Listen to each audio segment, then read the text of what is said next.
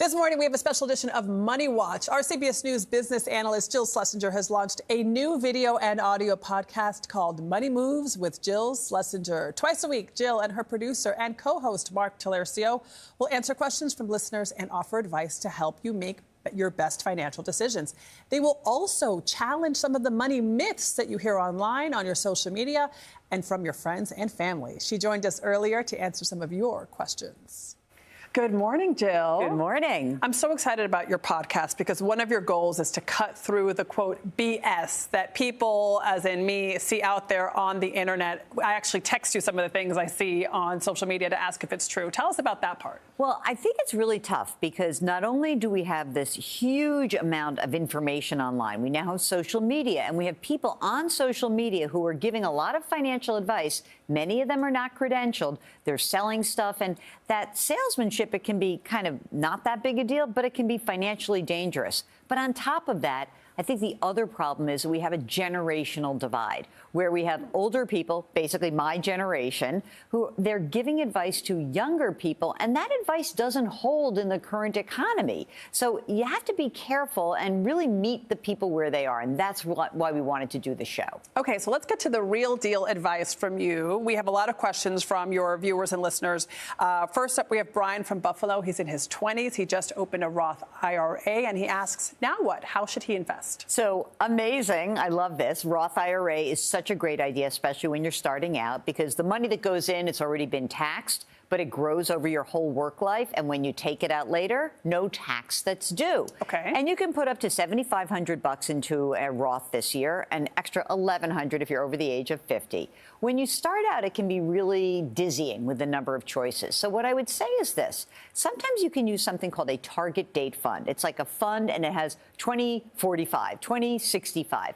And that date is supposed to match up of when you were likely to call it quits. And so that's a nice way to start. A target date fund is a simple way. It's usually efficient. If you want, you could also just say one stock index fund, one bond index fund, and really go slow, but get the money in there as quickly as possible. Okay, I wish I had done that when I was 20. Good for you, Brian from Buffalo. All right, next up is Angela from Chicago. She and her husband are in their 30s. They have a 5-year-old. They have a mortgage.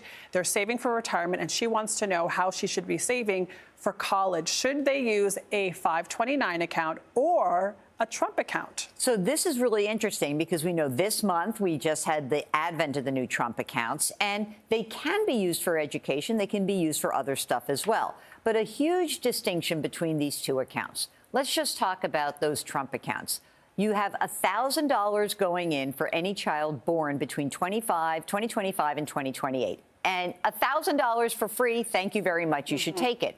Then parents and employers, charitable organizations can combine to put another $5,000 into the account per year. But should you? And that's a question, because the money that goes into this account, it grows without any taxation. But when the money comes out at age 18, kid turns 18, the money's theirs, there's tax due.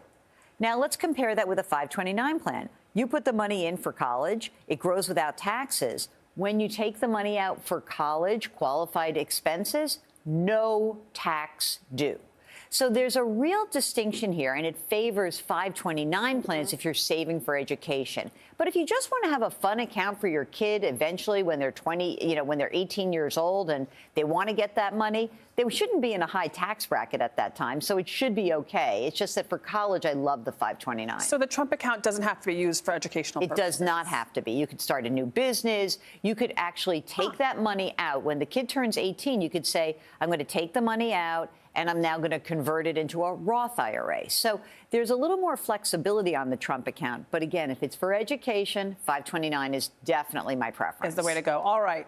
Next up, Carla from Florida says she is 40 years old and just switched jobs. She has a 401k from her previous job and one now with her new employer. Carla asks, should I combine them or keep them separate because the old one has more choices? You know, I don't always think more is better when it comes to choices for retirement accounts. It's so much easier to manage your money when it's all in one place. And I think we all know this. People change jobs so often. There's like these little accounts all over the place. So I like using whatever the new plan is, as long as there is a cheap index fund option.